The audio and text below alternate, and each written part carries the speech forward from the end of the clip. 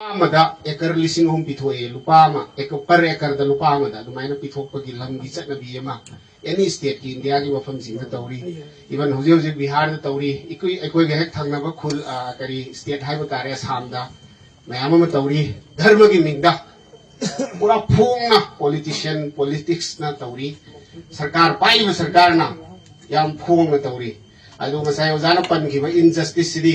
ननाय लेपचरिबा इखोइगी community सिददी तोइना थोखरे बसी अदोना injustice हारप गांदा इखोइगी हाजम ओइमन खिदना नत्रगन ओइमन खिदना हाइनदबम फाव फावरब जा अदोना स्वाय रियासिदा इखोइगी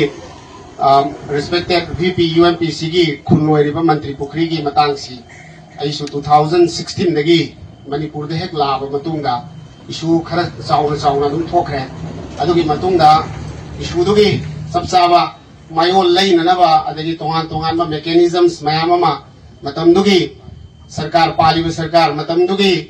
अखोइगी जुडिशियल अदुगा हौजे हौजिकसु अदुम हाई कोर्ट दा केस मयाम अमा लेरमनी ना खली सुम मयाम सिंगसी लमसी तसेंगना अखोइगी अदुगी लैंग खोलगा खितंग समजनबा याबा अदुगा अदुवाइगी एरिया अदुदा खितंग लीजगे तसेंगना मंत्री पुखरी हाइबसी चुमी लौ उगदबा मफम अमखकनी मागी लैरिबा मफम असिगी पतागी मतुगिना फौरेल अदुदा मखल मथेन हाइरे अदु अखोइगी मितै पांगल हाइबा कम्युनिटी सी मसिगी सी कमाइना तौगनी एना हाइबा कान मसि चौखत मसिगी सिदी चौखतपागी लंबीदा लाकपा मांगदा खितंग चंसलकपा स्वाइदा इम्फालदा लैबा मी सिंगना दिल्लीदा चटपा दिल्लीदा लैबा मी सिंगना न्यूयॉर्कदा लैबा दुबईदा लैखिबसे इट्स ऑब्वियसली मतमदुगी चौखलपगी मागी खोंथांग अमने एना खलैसी अखोई कम्युनिटी सी मपुंगना उखलागा इम्फाल की मागी हवा नोक्सित मयाम सी खंगलकानो दे इम्फाल दगी हेन मफम अमदा चटपा नंगनबगी कैपेसिटी बिल्डिंग अमा सेमकत चरपने मदुमाइना तौदना मतमनुदा लमसी लौसिलनी हाइना मोय 2014-15 अदवाइदगी लमोइना तौइसे दगी मरुइना IT की अदुगी अदागी तौबगी कन्ना सक्सेलकपसिदा 2016-17 दसो अखोइदा आई सामक यावना तौई मतमनुदा यानबगी मतुंगिना लौसिलरोय हाइना हाइबगी वाफम अमा लैरे इकुई कुइदना मका मथंग मखोइगी ऑर्डर अमा थोक्सले मखोइना याम फजबा यामना डेमोक्रेटिक ओइबा सेटअप अमा तौई सोशल इम्पैक्ट असेसमेंट हाइबा कमिटी अमा सेमगा हाइबा खुंजासे मका लैंग खोलगा खितंग मानजबा पोट अमा मखोइना पता ओइबनिना अखोइगी हंगांगी कम्युनिटी हॉल दा राइट मखोइ अखोइगी पतादार मयाम सि कौरगा पतागी मपु मयाम सि कौरकांदुदा हाइरिबा लमसी नखोइ पिनिंगब्रा सरकार न लौसलगे हाइबसि नखोइगी दरकार लेबा कॉम्पेंसेशन पीरगे अमदि नखोइना सारिबा युम लम लैरिबा मतुगी वैल्यूएशन की मतुंगिना कॉम्पेंसेशन सु पीरगे खेत्री पुरन पीरगे ना हाइबा कांसिदा मसिगी मंत्री पुखरीदा लैरिबा मपुंगोइना मंत्री पुखरी लैरिसि नॉट ओनली मितै पांगल खत्ता नते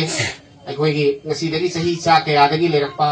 नॉन मणिपुरी सिंगसो दुम लै अतोप तोंगान कम्युनिटी सिंगी मयाम अमसु लै मखोइ मयामना 96% ना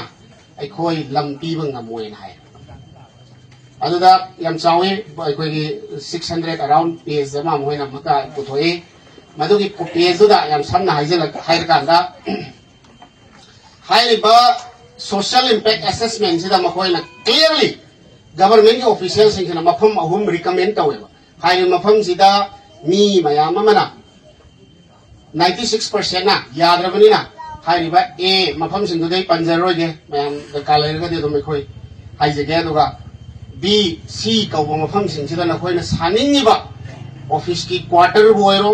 नतरे नखोइना डेवलप तौनिंगिबा डेवलपमेंटल वर्क्स मयाम दो मफम दुदा तौबियोइना रिकमेंडेशन पीबा अदुगी मतुंगसु इकुई कुइदना मका नोटिस लाक्तना DC दगी मीटिंग तौदना तोंगान मयाम अमा तौबले अदुना आइना हाइजनिंगिबा पॉइंट दे मखोइगी एजेंडा दो चपचाना हाइबा गसाय ओजाना पनबदा यावखरे ठिकादार खरगी मियोई खरा नुंगाइननबगी मखोइ मसेन मानरगा लमदम सिदा तोंगान बा इखोइ लैरिबा मयाम सिसु डेवलपमेंट नमने इखोइ मयाम लैत्रगदि मोइना सागलकदोरिबा डेवलपमेंट मयाम दो कदाइदा लैदोरि अदुगी बुदु खंगमंगद्रगदि human development सिदगी Hena human resource सिदगी Hena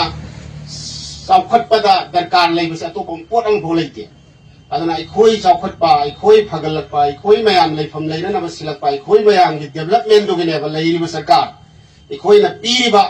taxi indirect haiba maga direct haiba tax amaga ne paisa yam na pai ba singuna direct tax pire paisa pai da ba singuna ikhoi na sai leiri iba ising sida su indirect tax yaw khra ba du gune hauji GST na haisi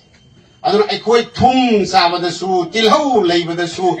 any leiba ikhoi na seli sari ba tongi ba gari mayam sing sina piri ba tax mayam duna ne ba ikhoi develop tawris aduna ikhoi develop tawri ba po sing aduna ikhoi da mak attack taw ba hai ba sa masi ikhoi ya pham thokte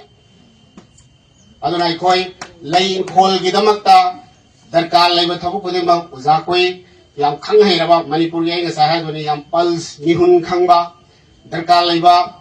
kuding mak sing no UMPC amadi manipur ge mitai pangal punamangna mapungaina manipur ki praja punamangna su lefam thoi hai bu wafam da mai na thamjara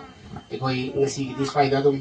ai ten tak pa sang tak pa ga sai dum loisin jere ga do sai nam yaw lo su api ho se ko